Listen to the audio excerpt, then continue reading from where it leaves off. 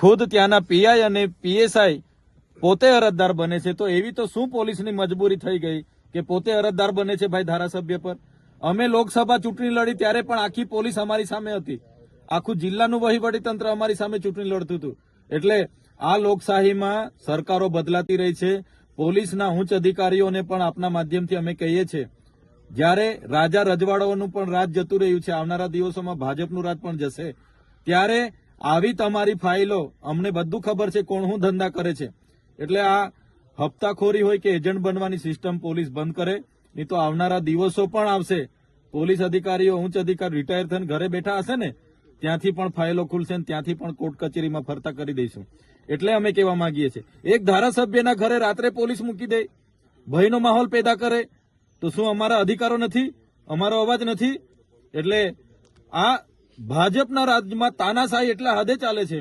અંગ્રેજો વખતે પણ જે આપણા સ્વતંત્ર સેનાનીઓએ પદયાત્રાઓ કરી હતી, પગપાળા યાત્રાઓ કરી હતી, આંદોલનો કર્યા હતા, ત્યારે પણ આવી એફઆઈઆરો નથી થઈ.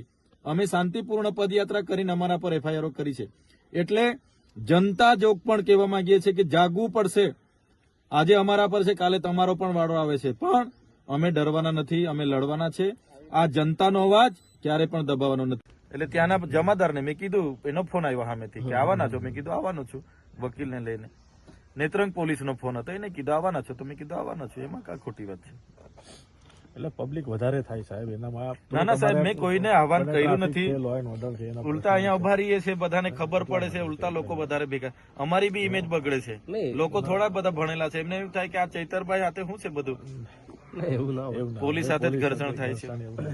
એટલે સાહેબ સહકાર આપો, ચાલો આપણે ત્યાં સુધી સહકાર આપો સાહેબ, સહકાર આપો.